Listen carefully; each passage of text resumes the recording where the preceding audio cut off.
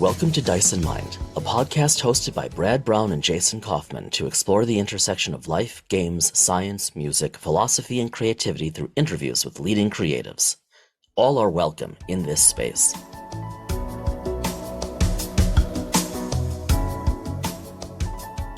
Well, even the best laid plans, I know that we had planned on doing this live, well, not live, but recording this together Right. when I was visiting you this week. Now, this is going to be dropping a couple days from now.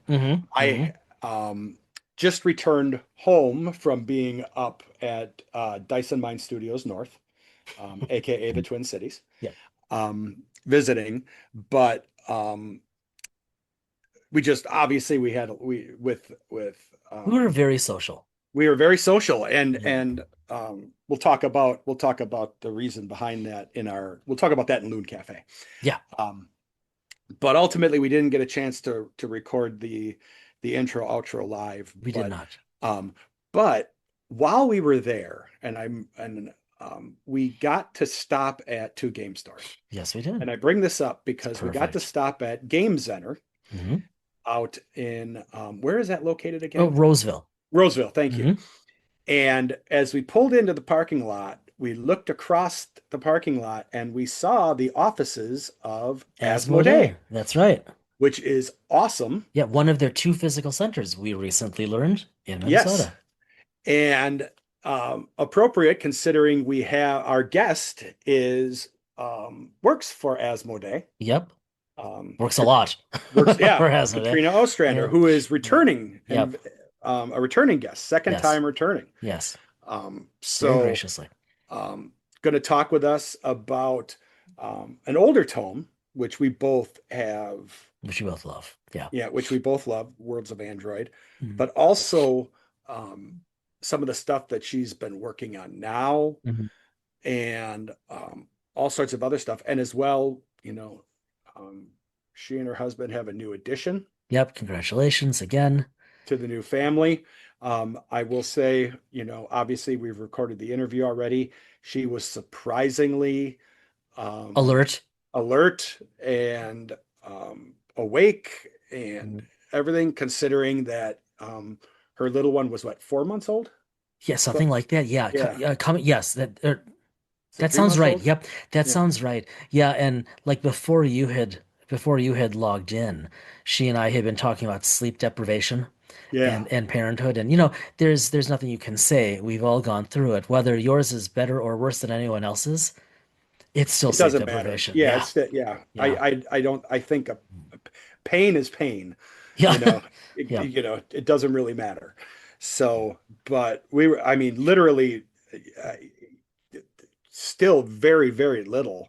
And she still took time in the evening to spend with us, and we were so very much appreciated. Yeah, and so we got to talk about Worlds of Android and many other things. Learned a little more about Asmodee. She has the coolest professional title I think of anyone we know. Yeah, and she even talks about how rare that title is in the gaming. Yeah, it's interesting. It's everything we thought it would be and more, which is not surprising because we had a great time with her the first time. So why don't we go over? Let's head over.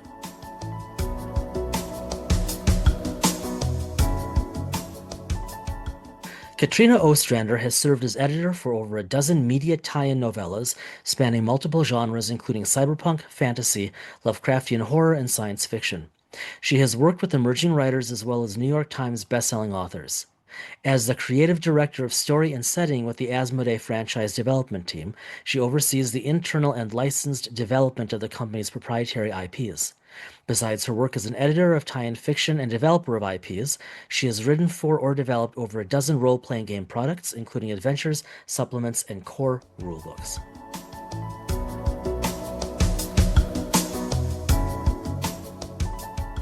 Katrina, thanks so much for coming back, and I am actually surprised that we have been able to secure you at the time we have been able to secure you, because not only are you busy with the work you're doing with Asmodee, you have you had another project.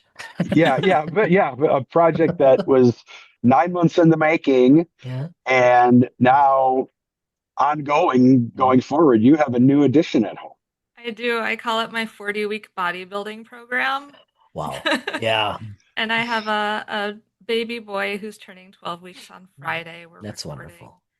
That's today, awesome. August. And So Yeah. and Congratulations. and That's just so cool. you all are from what we talked about, you all are getting a little bit of sleep.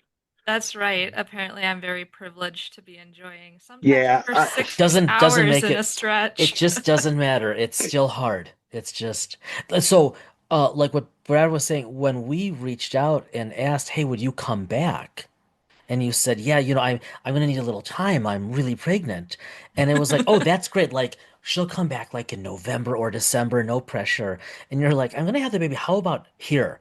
And we're like, "Wow, that's pretty close to like the publication date." So we were very impressed.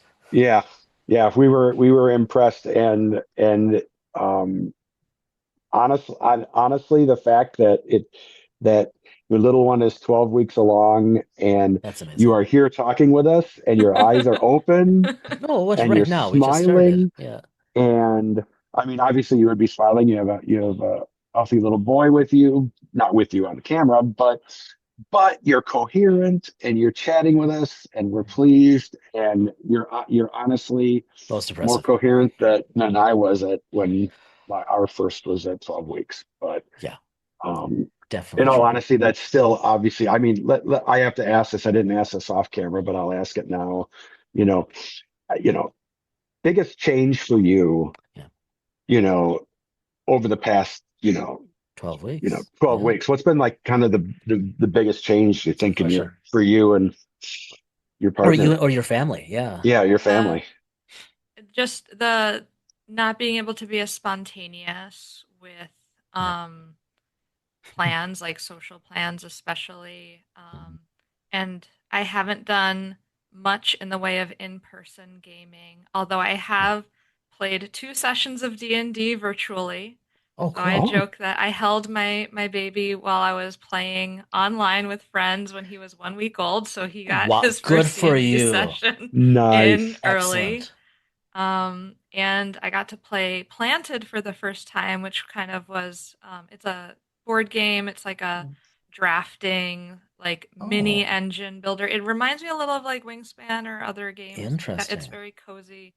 And I played it with some friends who have an 11-month-old, and it was like the right speed for us. Yep. That well done. Okay, then we're just gonna go there because you had mentioned something Yeah. right before we clicked record. Your son is about to turn 12 weeks. You're sleep deprived. You're about to go back to work, but you've been building a campaign. Yes. I needed a sanity outlet. Like, you know, role playing games have been my hobby since at least 2009. And like when I'm not running a game, I'm Mhm. itching to run a game. Nice. And I wrapped up my West Marches inspired Forgotten Realms 5th edition campaign in September of last year, which was really good timing because I was just heading into my Yeah. first trimester. Nice. And anyone who hasn't been pregnant or known someone in the first trimester, you have no energy, and I wasn't prepared for that. So it was really Yeah. good that I had like hit pause as being a game master. Um, but I did continue to play in several other games throughout. Um, Managed to, and um, it's just been like after I gave birth to my son, um, I spend a lot of time um, on my phone or like so this isn't like too crazy. I'm breastfeeding, and when I'm not breastfeeding or nursing him directly, I pump like a lot of women out there who are Yeah. mothers or Absolutely. who do chest feeding. So um that's like 30 minutes in a row, like all Yep. like every 3 hours to start. So I had a lot of time where I was like, I just got to take my mind off of this because it's kind of uncomfortable. It's not like, you know, eating ice cream or something nice. So I would, pull up my PDFs on my phone. And so I'm prepping a Dark Sun 4th edition campaign to like kind of do a Interesting. little bit of a retro blast. I played a lot of 4th edition in college. because it was the new game at that time, and Dark Sun kind of holds a special place in my heart. Also, as one of the first campaign settings that I kind of sunk my teeth into, other than like Dark Heresy and Warhammer 40,000. Wow. So, kind of going back to basics there, and so I'll read PDFs when I'm pumping. I'll read PDFs when I'm nursing. Um, I've had to adapt a little bit with my writing habits where Yeah. I've taken to doing dictation in order to Yes. record my thoughts. And I can Smart. Oh, either do dictation on a walk, like when I'm trying to like regain like mobility and do some slight physical activity. Yeah. Um, so I'm able to record then. I have recorded while nursing, but usually I'm too tired to record. But I'll get my thoughts down on the paper, like on the page, so to speak, and then Yeah. I'll go back and edit it later.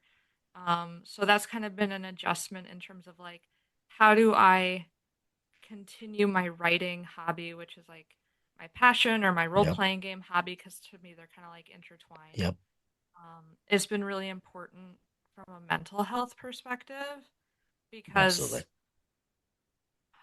it's so easy to just lose yourself in the day to day, like caring and feeding of another, like a little human who is Hmm. around the clock.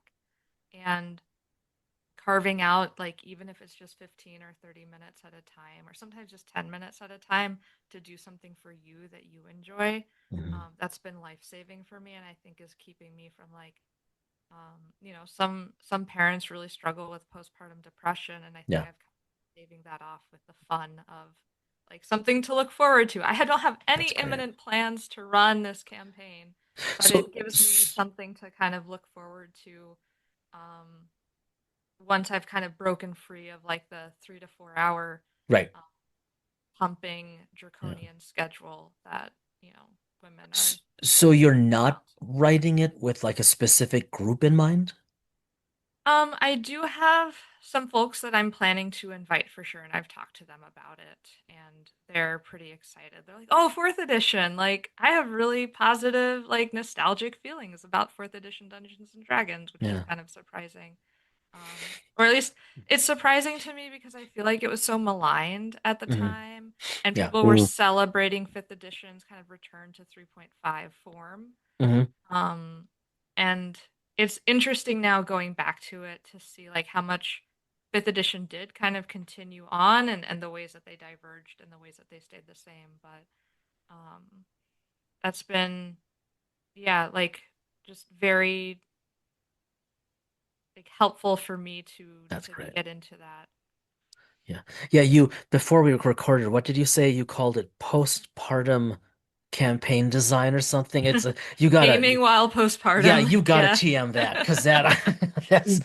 yeah, there's a whole market, I think, for that. Yeah, it's I don't know. There's if you go to Gen Con or if you go to like any local gaming store, like there's more and more like women identifying people who are included in the hobby, Yeah. and many of them are mothers. And I think Yep. too, like a lot of like dads are gamers, and they, as we kind of the younger you kind of age down, the like less traditional gender roles or parenting assumptions that Yes. they might come baked in with.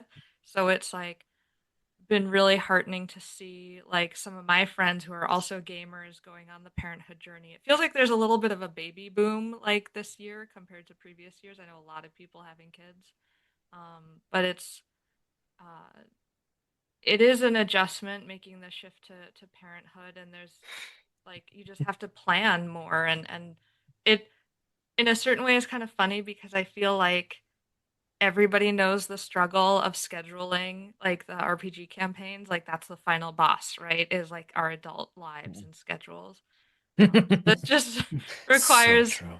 a little bit more planning, Yeah. especially like the breastfeeding thing. I think is probably the hardest part where, Yeah. um, yeah, you can't game for 6 hours in a row. You need to take more breaks, and Yeah. I Which do is plan on going to Con of the North this February, so we'll see how that goes. very cool. You're in terms of challenges and whatnot upcoming. Um, You know, you we're only a few months so August. We're only a few months away from your son's and well, yours as a parents, as new parents, first winter in the Midwest. And you know, you were talking about the lack of spontaneity, and I mean, Brad, you know this well. Prepping prepping a very little one to go out, like to the car, to the restaurant, Oof. to whatever, when there are so many more layers. And then it's kind of like, how do we hermetically do this from here to there? And then eventually, inevitably, at some percentage much greater than zero, they poop. Yes, And I was they're about already to all say. packaged and ready to Oh go. yeah, So, yeah. I So mean, unwrapping that yeah, package. Unwrap right. Yeah. and the surprise that is not a surprise that's inside. Yeah, Yes. I mean, making a joke about it, it definitely takes, yeah, winters definitely take, when they're that little, right? Once they're several years old, it's a totally different, but when you really do have to completely bundle them up and, you know, like, because you're up here in Minnesota with me and it's just the heart of winter, it's bitterly cold. It's like there's just a lot more planning, but I think honestly, at the point where they're big enough to wear boots, then it's just a whole other thing. Yeah. Just the I'm shoes take forever. I think we're kind of lucky, year of our Lord 2025, we have like the embarrassment of virtual tabletop choice available to us. Yeah. Discord is a phenomenal platform, Hmm. Um, probably there will be more like virtual gaming in my future just because it means like, oh, like baby Yep. needs a different human for a while. My husband can just pass him over for a couple of minutes and I can Yep. hold him, whatever. Hmm. Or, we're probably going to have people come over to our house for the Yeah. foreseeable future. Oh And yeah. yeah, the prospect, I've already considered that the prospect of going on a 20 or 30-minute walk after dinner, which is kind of our like nightly ritual whenever we can manage it, weather permitting. And our rule was we wouldn't go on a walk when it was when it was below zero. But I don't know that we're going to be able to like go by that rule with a little one just because it's going to be like you're saying, I'm imagining. Oh no, no. Build them strong. It's just a matter of layering. Yeah, you just have to do there's just a little prep work that goes along It's with just it that's right. beforehand, you know. Walks might be a little shorter, right? You have them Yeah. bundled up next to you, especially if you do that. Like, no, it all works. I'm just south of you in Milwaukee, so it still gets cold, Oh you know, yeah. so just a little less. I mean, probably It's just a yeah. couple fewer days cold than you all get up there, but and Yep. for us it was just a matter of okay, we just have to prep so they come, you know, they end up with the little suits that make them look like the starfish, you know, because they Can't can't move move. anything. Yeah. Yeah. Poor So, kids. you know, Yeah. I need to get one of those. yeah, Yeah. It's like here. Yeah. you It's know, just all the extremities are out. but we used to, you know, we have like areas for like holiday lights and all that, and we used to take them on walks during the holiday lights when it was cold, you know. Yeah. Um, but Everything's better. Being able to share everything with him. It's just gonna all be better. yeah, Yeah. and I mean, you're indoctrinating them in gaming at an early age, which is a good thing. So that's good, you know. Yep. So, you know, you teach them young to roll the dice, you know. First word will be roll. Yeah, yeah, yeah, We'll work up to roll for initiative. Exactly. yeah. Exactly. Yeah. Nat 20 will be one of the first things they say. You know So what's So, oh, good. I was just gonna remark, like you've talked about how you're fans of the Genesis system, and Big I've time. run Genesis for like kids as young as I want to say like 6 or 7. Yeah. I was chatting with some of the like freelancers on Genesis with Yeah. this recently. It's remarkable how the symbol system makes it so much more accessible to them in terms of like interpreting the It's dice and cool. canceling out the symbols that they've got. So I like Genesis. I'm going to definitely keep those books around in case that's easier than what's 20 plus 7 plus 2, that kind of mental math that even some adults are a little bit slow with on the uptake sometimes. Yeah. More than some, maybe. Yeah. Yeah. I mean, I love the Genesis system. I'm just because all my books are over here. The expanded player's guide. That is still one of my absolute favorite RPG books, period.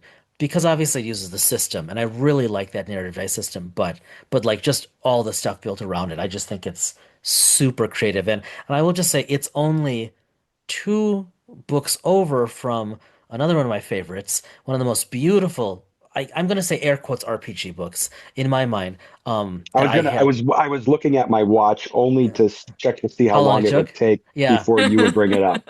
Well, I mean, Yeah. Katrina brought up Worlds of Android, Hmm. which I mean, it's just spectacular science fiction slash role playing. And I know we talked about this a bit a couple years ago when you were nice enough to come on, but you had a fairly considerable role with that, did you not? Yeah, I kind of conceived of what would be in the book. I commissioned all the freelance writers. I um, did, worked with them developmentally to figure out, like, to revise and improve their writing. Hmm. I worked really closely with Zoe Robinson of the art department, Oh, and so Michael good. Silsby was graphic designing for this book. And it was just kind of, we had a little bit more freedom because we didn't have to spend the time doing the more mechanical considerations of an Yeah. RPG layout book, like what does a stat block look like, or Hmm.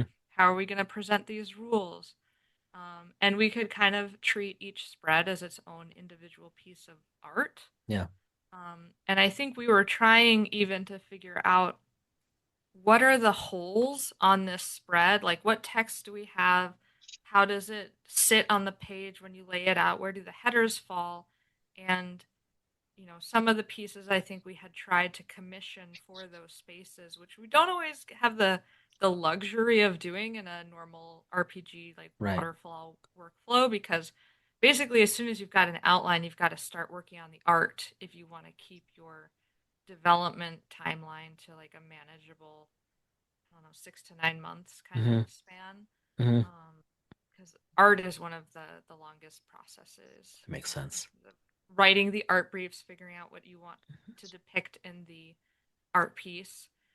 Finding, like, having the art director figure out who is a good Mm. fit for that piece. Like, who's gonna do the maps? Who's gonna do Yeah.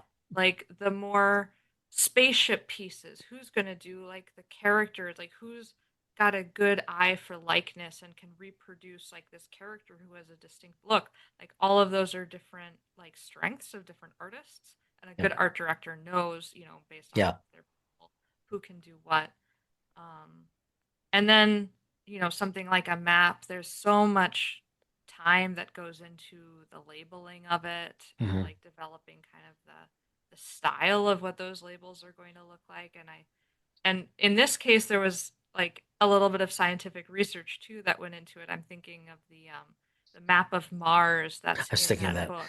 Yeah. Yeah, because it's in the Android universe, like Mars is in the process of being terraformed. It's Right. like you can take off a helmet for a short period of time. We don't recommend it.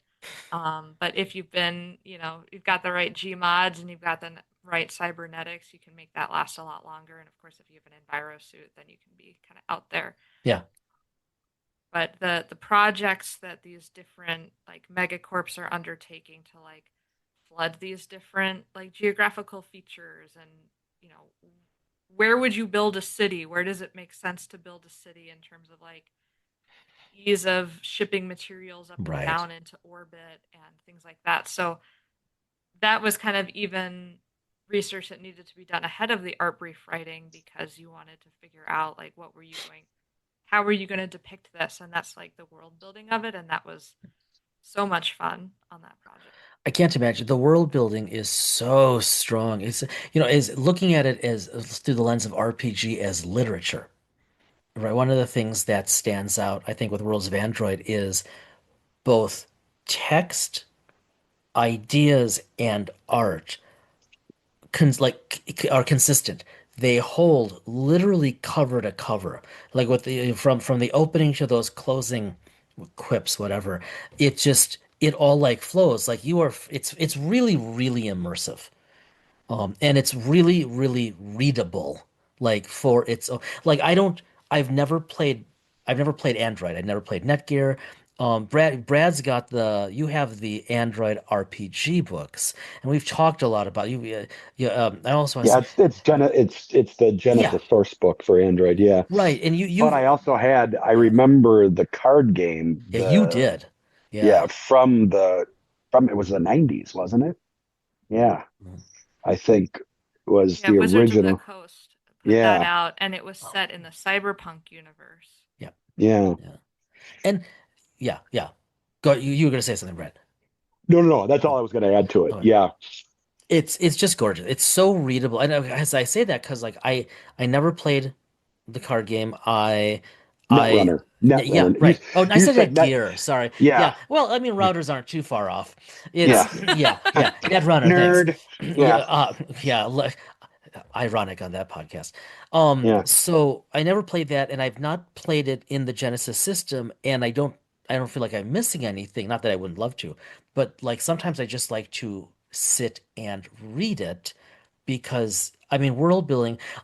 Honestly, I how did you even convince? Because this was still Fantasy Flight Games, right? It was, yes. How did you convince them or any game publisher to do this, given how much must have gone into it, how much effort it took? I mean, it's not like it doesn't result in role play, right? It's not necessarily directly selling other products. I mean, hopefully it would help, but like it's just a gorgeous potentially standalone thing for some people.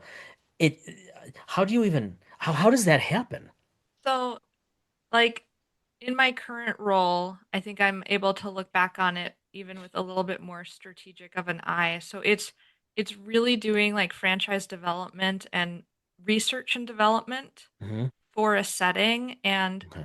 I will say that an economical way to do research and development for your setting is to ship game mechanics with it and sell it as a role-playing game book. You're seeing that was how Warhammer Fantasy got fleshed out in the first place, Okay. was through its role-playing game system. Legend of the Five Rings, which is another IP that I worked on in the Yep. 1990s and early 2000s. That's like the role-playing game source books was where each of the clans really got their own identity for Hmm. the first time, like lore to back what was on the cards. Um, and in this case, Android Netrunner was doing so well, and we had, high hopes for more games to set in that world. And this was going to be a sort of guidebook for fiction authors, like people that were going to write either more novels in the Android setting, because there are novels in that world. There's the novellas, which I worked on. Um, and like there was actually even a short-lived video game that was announced many, many, many moons ago, that like many video games didn't make it to the finish line. Okay. But you put together a book like this and you sell it because people will buy it as a coffee table book or to read it Yeah. for fun. But it Yep. allows you to carefully consider, like, what is the history of Jinteki or NBN or these other megacorps that loom so large in the setting? Mhm. What does Luna's colony look like on the moon, and what kind of considerations would you have? So now you have this guidebook that you can show to um, the authors. You can show it Yeah. to comic book writers. I know that we shared Yeah. it with. There was a graphic novel for Android released from Cool Mini or Not. They had like a comics. Uh, it wasn't a. It was crowdfunding, I guess you could say. It was a little bit more like a pre-order program, and so Mhm. you were able to share these with people that are developing the setting as a sort of guidebook for them, Nice. and Okay. it's nicer than just a Word document, which is, what a lot of story Bibles and Yeah. setting guides will look like. And yeah, it was like high hopes for video games. I think there was always you every publisher wants their settings to be picked up and expanded in like other transmedia too. So Absolutely. yeah, and then it was very foundational for the role playing game. And of course, like you talked about, it doesn't directly support the games. I would argue it can. It's Oh yeah, mostly indirectly, but it right, can directly to where this was art and concept art that we could do in a more relaxed schedule than you're trying to churn out these monthly at the time living card game expansion packs for Android Netrunner. You don't have the runway to do the thinking, do the research, hire a concept artist, tinker with it, the considerations, and then you have like a larger project like this one that it didn't have like a street date like that was mandated for any particular reason. right. Um, so you have the time, and then you can reuse the art. Like a lot of this art from this book appears in the card game. It appears in um, the role playing game book as well, Yep, I yep. believe. Um, and you want to shop this around to like Netflix or something else, like show them this beautiful book and say this is like what you could potentially do with it. Yeah, it was There's so cool. never been anything like that like announced. I'm talking purely No, speculatively. no, but still, yeah. No, but there's story IP. I still think that it's funny you mentioned that. That's like untapped. There's an untapped story there. You know, So the many whole stories. the Netrunner, the like you said, it was kind of like out of cyberpunk, but like the Netrunner, that n- the Netrunner mini universe itself, that whole storyline and everything like that. Android Netrunner. Um, I probably still have some cards in the base. Maybe You I don't probably do. anymore, but well, no, I got rid of a bunch of Ah, stuff. But I think maybe the Netrunner cards are still down there from the olden days. Netrunner, and there was another card set that I collected at the time. Um, I was gonna. Well, did you want to finish up, guys? I wanted to change I direction was on a going game. to you, so you go ahead.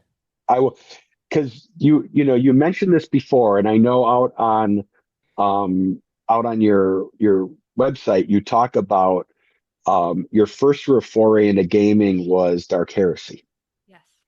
Um, and so I kind of want to get your take on where if you have a take on your thoughts on the role playing side of Warhammer. Not so much the miniature side. A lot of people are into that. Obviously, I'm not much of a painter type.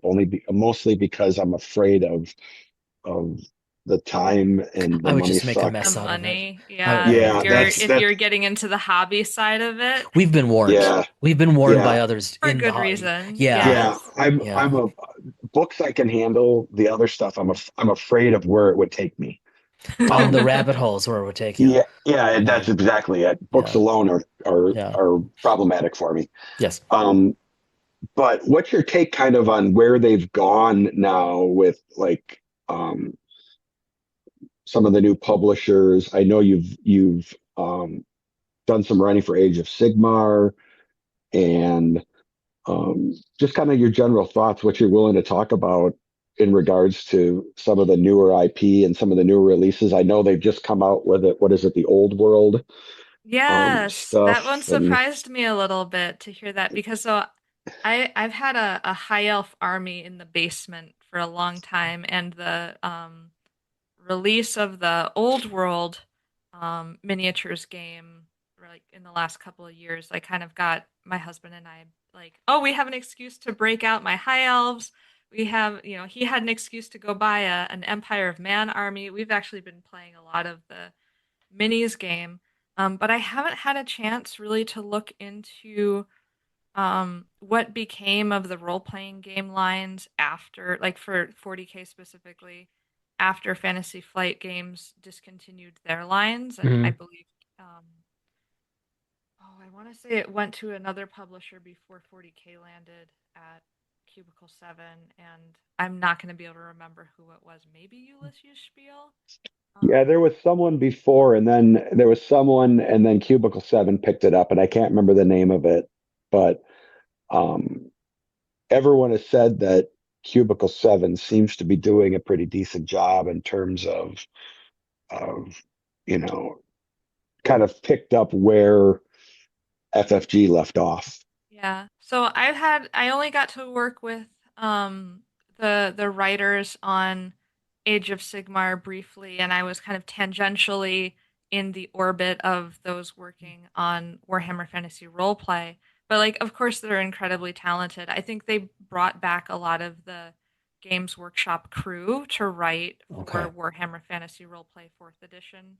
Nice. Cubicle 7 was a UK based company, now is in Ireland, I believe. And so like that's kind of a smaller gaming sphere than in the United States. And so you Yeah. get the chance to work with some of the folks that have done Black Library writing. They know the IP super well. They're great writers themselves. So I've flipped through fourth edition, and I played in a short-lived Enemy Within campaign using the remastered version of that campaign. I have an old copy of Shadows over Bogenhofen first edition, which was an adventure for the first edition of Wifrip, on my bookshelf. Mm. Um, we didn't continue it very much just because our like so many campaigns sputter out. Um, Of Hmm. course. it takes a lot in order to really get something to have momentum and to Yeah. reach the finish line. Again, schedules can be like the final boss for an RPG Yeah. campaign, but Absolutely. like it's wonderful to look at all the new art that's been done for those games. Um, I'm intrigued by some of the changes that I've read about between Warhammer Fantasy Roleplay and the Old World role playing system because they seem to be like fairly different mechanically. But I haven't had enough experience, I think, with any of the systems post FFG to really speak Mhm. authoritatively, other than I own several of them. I've definitely purchased them with curiosity, but I think there's collectors of role playing games and then there's role playing game players. And sometimes I'd veer a little bit more on the collector side of Honestly, things. I don't get to play much. We don't get to play much, but yeah, you definitely collect, Brad. Brad was I raising like, his hand yeah, for those Yeah, of yeah, you who I can't see collect. the yeah, Yeah, camera. yeah, I Brad, yeah, collect. they Yeah, I know. collect. Yeah, anyone who Yeah, listens, but I like getting to read. I really, I mean, I'd like, well, actually, Brad and I are going to be playing next week, but I'd love to be playing much, much more. But I just love reading these books. Okay, I want to pivot one more time because it's given everything you have going on, we want to be really mindful of your time. We'd rather have you back than exhaust you unnecessarily, in addition to everything going on. It's been a couple years since we chatted, and you've been doing really well professionally. Tell us what you're doing now at Asmodee. yes, Yes. So I am working for the franchise development segment of Asmodee. My title is Creative Director of Story and Setting, That's which so is like cool. a very fun and very unique title. There's maybe a handful of us like franchise creative directors working in the tabletop games industry, period. Like there's Mhm. one for like WotC, I'm sure Wizards of the Coast and D&D. I saw a listing for a World of Darkness creative director with Paradox Games. So it's like Okay. we're kind of a rare breed. But what I would say that I do is I oversee the um, transmedia development of some of Asmodee's, we call them deep lore IPs. Okay. So mostly those are the old Fantasy Flight Games IPs. So Sure. Arkham Horror, Legend of the Five Rings, Twilight Imperium. I was also working on Android and Yes. the Descent slash Terranoth Hmm. IP. And so I've kind of positioned myself as a subject matter expert on those sorts of things. If you're a fan of Star Wars, you know Leland Chi was like the master of the holocron. I kind of consider myself the lore keeper for our Deep World IPs. But I work with a fantastic team. We have a visual creative director who we work closely with. I have a story and setting developer who's like my counterpart who's also working on Arkham Horror. And we are trying to help support um, studios that want to make games set in those settings or Neat. those IPs. We want to oversee the development of licensed products. So that would be like Legend of the Five Rings had its first video game come out in March. Oh, Shadow wow. Veil, Legend Okay. of the Five Rings, which is available on Steam. Hmm. And we've had Dark Horse did some amazing art books, including The Art of Android, which I recommend picking up because it's got like more art collected from the card game alongside some pieces from Worlds of Android. Cool. Also did one for Keyforge, which is Mhm. now back with Christian T. Peterson's gaming company. Um, and there was another art book for Arkham Horror, which turned out beautifully. I'm really Hmm. happy with that one. And we also now we work very closely, like in partnership with the novel division of Asmodee. So they're known as Aconite Books, and they Yeah. do tie-in fiction Hmm. for those Deep World IPs. Including they do tie-in fiction for other games as well. They've done Call of Cthulhu tie-in fiction for Pandemic, uh, Oh, that's Terraforming awesome. Mars. Yeah, yeah. And now, like, the franchise development team is working even more closely with them to do this kind of, um, I would say, like, this luxurious, like, R&D for fun sort of like projects. Like we just, legendofthefiverings.com is now the hub for all things L5R. And we've been releasing, weekly or bi-weekly short stories about the Unicorn Clan, which is one of the great samurai clans of the L5RIP. And it's in support of the release of the Unicorn Clan sourcebook, which just came out a week Cool. ago. But also, it's meant to introduce anyone who's new to the setting. Like, what is the Unicorn Clan? What makes Yeah. them tick? Why are they cool? Why would you like them? And over on the Arkham Horror side, I spent a lot of time in the last year, like helping get ArkhamHorror.com up and running, Cool. um, conceiving of what do we want this website to be. It's the one-stop shop for Arkham Horror, all things gaming and licensing, transmedia, everything. What does that look like? How do you navigate around that? What can you do there?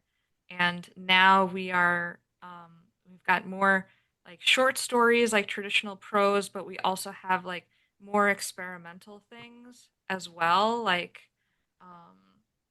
couple of different cool, like I would call them like feature articles.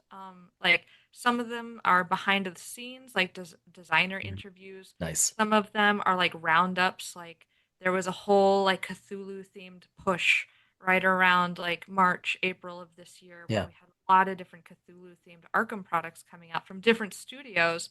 And so it's amazing, you talk to gamers and they have no idea that this thing came out that, they would also love. It's just Hmm. from a different studio than they normally purchase games Right. from. So how do you it's we're franchise development. How do we grow our IPs? How do we help them reach more people and make people more aware of the games that are there? Hmm. So that's been I've been writing a lot of website articles in the last year, which I hadn't done before. That's It's cool. flexing a different writing skill, but it's been a lot of fun. And I've also been doing like a kind of like a history of uh, some of the early Legend of the Five Rings tournaments, because the thing that set L5R, the card game, apart was the fact that the players could affect the storyline with Hmm. who won the tournaments and how. So I got to do some research and leaned heavily on like folks that have been with the IP since the beginning, and also shout out to Robert Denton III, who helped me like fact check some of these like articles. But um, yeah, it's been like I've been unplugged from work for 3 months. So if I'm missing something very obvious, it's because I haven't been you know, Well, totally. rightfully so, Yeah. right? Yes. That's understandable. But But it that's is cool because I see this as kind of like a continuation of what we did with Worlds of Android, where it's like Yeah. Yeah. pure R&D, It's getting really to look at the interesting. characters in more detail, doing things like these things are released for free. Anyone can go read Yeah. them on So cool. arkhamhorror.com. So you don't even have to buy them in a book. And we do original art for them too, in some Wow. cases. So, and they're I well want written, I will say. I, Quite Like the portfolio. we have some I awesome, want to awesome authors working on it. I want to be cognizant of your time, but I think this is fascinating. I'm thinking of it from a business perspective where you Mhm. have this is homegrown IP. you know, Mhm. like I go back to the one that we talked about way back when, which is, Twilight Imperium, for example. Yeah. That is Asmodee, originally FFG IP, Mhm. Android, Arkham Horror, um, and you're broadening its appeal by opening it up so that, like with L5R, there's a game out on Steam, so you've in effect created a new entrance point. I call, Exactly. like Right. ingress point for people to get introduced to the lore by playing a video game versus picking up. I mean, that's fascinating to It me. is very cool. Because you So have to, I mean, this is the struggle that we have as a team all the time is like, what do people want out of a franchise? They want it to be fresh and familiar at the same time.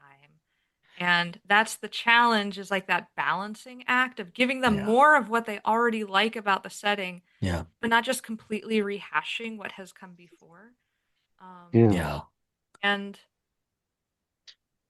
so like I'm losing my train of thought. So if you could edit this out a little bit. No, no, no, no, no. Um, It's okay. We're just saying is Sounds how like you're any able of to. our discussions. Yeah, you're just leveraging, and you're working with other groups, and you're finding yes, win-win Yeah. situations exactly. where, win-win You're, situations with other you're businesses. you're getting new perspectives from like the people that wrote for that video game. They had never worked on L5R before, but they immersed themselves in the lore and it Yeah. really shows like their like love and passion and knowledge of it. And I was thrilled because we all of us working on the video game were thinking, how can we make this now 30-year-old IP Yeah. accessible to someone who's never played the card game, has never heard of it before. Yeah. And I was personally very thrilled to see many of the reviews that came out for this video game said this is the perfect gateway to Legend of the Five Rings because it That's focuses cool. on one sliver of the world. Like it's so expansive, but Hmm. you get one piece in detail and you Yeah. go in and it kind of whets your appetite for what lies beyond the Yeah. borders of this game. Um, but people come in through the video game, and if they're fascinated by the demons and the monsters and the horror Yeah. genre elements of the Shadowlands, there's books that also take place in the Shadowlands that they can like hook into next, and then maybe that leads them to looking at some of the other like supernatural and folklore like themed books that Aconite also puts out. So it's Yeah. thinking about an IP holistically Yeah. with strategy in Yeah. mind. Like that's the great privilege of what I get to do with my team and my boss on a daily basis is thinking about how can we reach more people so that more people can like love these games and find community with games because like we can play games solo, but I think everybody like we play board games and tabletop games and role playing games because it lets us connect with other people, and like doing that through games is a beautiful thing. So you want to grow the hobby, you want to get more people into it, you want more people to love what you love, so you can do the thing more. We were talking about busy schedules. Yeah. Having when you're into a really niche game, that makes it a lot harder to find a group for it, of course. Yeah. It just all sounds wonderful. Look, we could keep talking to you about lots of things for quite some time. We're going to let you go. You have to be exhausted, and we're deeply grateful that you'd spend any time right now, 12 weeks into having your son. So congratulations and thank you for hanging out with us. And we just wish you really, really well. It's what's ahead is just wonderful. Thank you. It's a brand new adventure. I'm thrilled with our new party member. So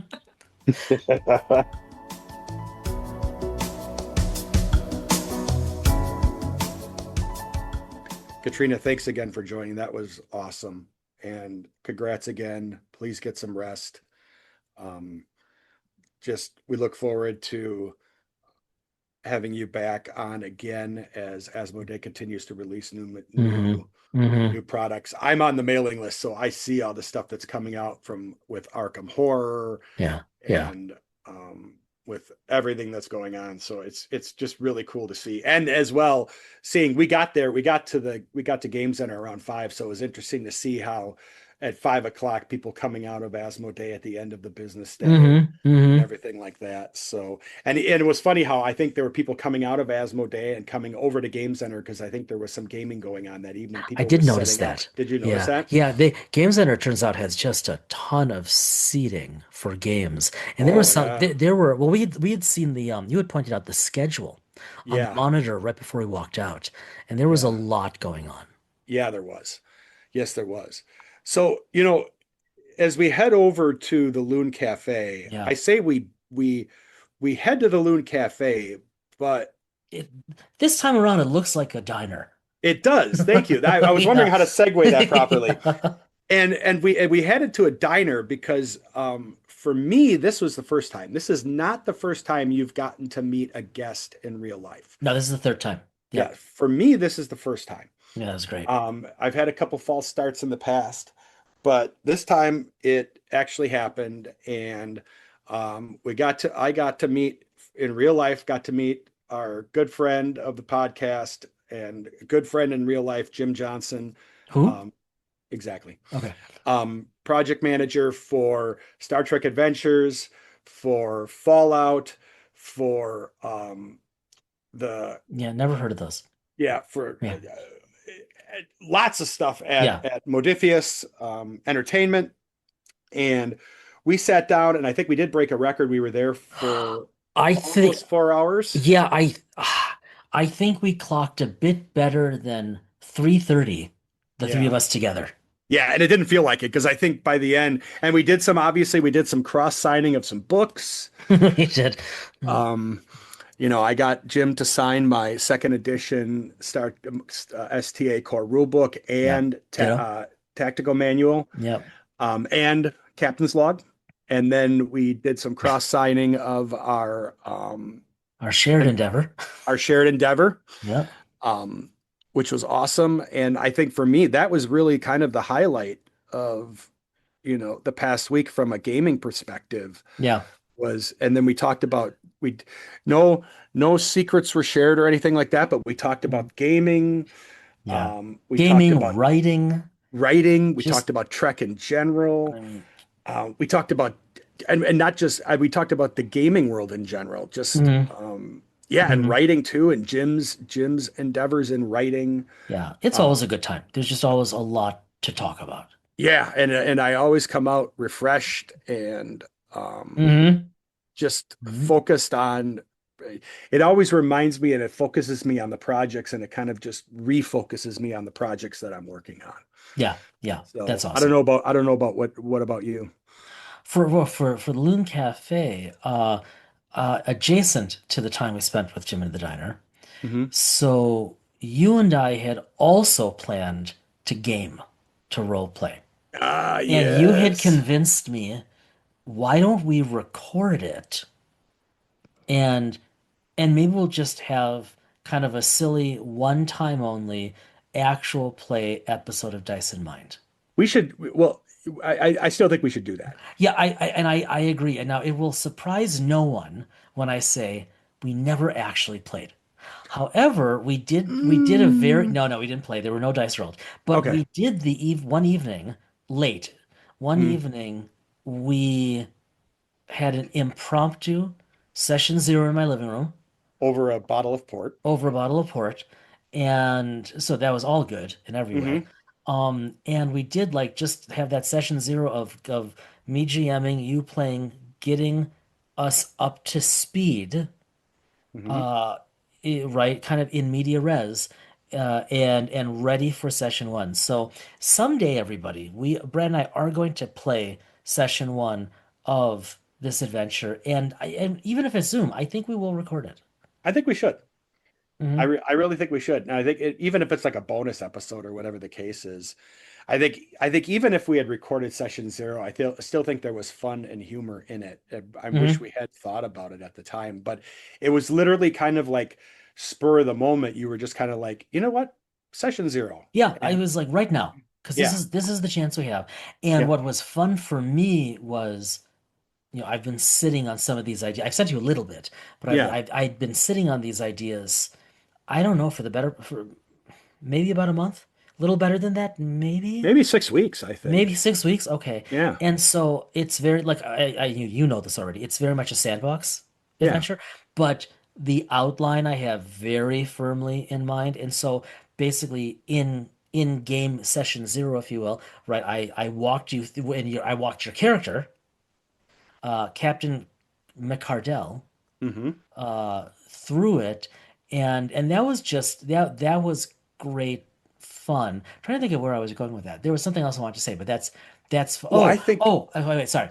What got me was the highlight for me was um the way I designed it gives you a whole bunch of potential branches, really anything, and you took it right down the middle, like best case scenario for me of already wrestling with the ethical implications of the situation. And just perfect. well, Yeah. it's funny because, So just perfect. yeah, because I mean, let's be honest, when we play duet games like this, there's always a risk of us turning it into like a humorous endeavor. Um, making it doing Yep. something silly, making silly choices or something like that.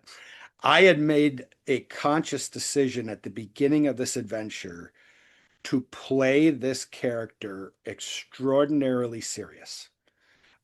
Think like Picard season one, TNG season one Picard. Yeah. Yep. Yeah. Yeah. Okay. So Hmm. no, um, very tight, Yep. not so. So I wasn't going to play this character um, and make silly choices or anything like that. Doesn't mean there can't be humor Well, no, in no, the no. And again, but that's right. we can't make off the cuff jokes or anything like that, but I wasn't going to play the character that way. Um, I was going to play the character very seriously, which is not something I traditionally have done. Like when we played Hmm.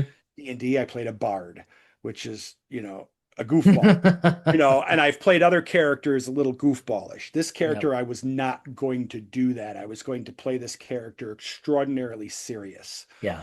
Um, and I'm doing that because I wanted to try something different. Yeah, which is cool because it also happens to fit the seriousness of the situation on which the adventure is based. And based off of the notes, the very limited notes you Yep. gave me, Yep.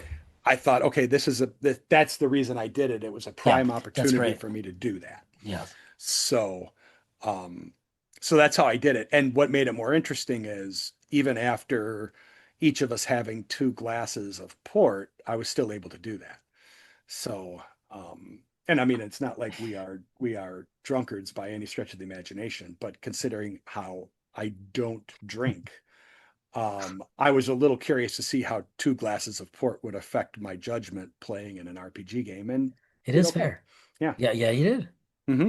So we are committing here and now that later this Northern Hemisphere fall, one of our episodes will be an actual play of session one. I'm just looking at the schedule. That gives us a nice window, and we'll use our recording time. And please don't And get your hopes up about it either. no, you should come in with essentially no expectations. Yes, yes. Right. Low to none. Low to none. Right. Yes. Yeah, that seems realistic. You and I were talking about you and I talked about the idea of podcast about listening to podcasts, and every once in a while Mhm. you might skip an episode. Feel free if it goes haywire to skip the Yeah. episode, but at least download it so we get the numbers. Yeah, that seems fair. Yeah, listen or not. Yeah, we don't care. I think that's sage advice. Yeah. Well, on that note, Boy, that was just that. Okay, I just blew every like good marketing, advertising, um, adage or yeah. out of the water. But We both that's not have the my. the problem is we both have the habit of telling the truth. Like I was meeting with one of our friends with Dr. Aaron Peterson, and we Yeah. were we were speaking with some people. Um about providing some professional development somewhere. Yeah. And they brought up finances. And, before Aaron had a chance to exercise his better judgment or prudence, uh, I'm like, honestly, we don't care about the money. We're just looking forward to the work. And I'm like, that might have been too. That Did might have Aaron been too did on it. Aaron just kind of go, you No, know? there was definitely that double take of, oh, well, that's over. But still, yeah, yeah. No, but I think we're on the same page. We're very much Hmm. on the same page in Yeah, we that are. on that front. So Well, on that note, we are actively scheduling interviews to carry us through the approaching autumn months. We have some neat chats coming up, and I don't think there's anything wrong with us saying this, Brad. It's certainly not meant in any self-aggrandizing way because we are so grateful for it. But what we're seeing is an increasing frequency of previous guests and others reaching out asking if they could come to the podcast. yeah, And which is I mean, awesome. you were humbled by that, and we appreciate it. So there's Yes. going to be some more of that this autumn as well, and we're really looking forward to it. But enough of that for now. We will in the coming weeks or month or two, we will see you for an extra special episode of Blossom. I mean Dice and Mind, and it'll be an actual play. But in the meantime, you know the deal. Be well, stay well. We'll see you in a couple of weeks.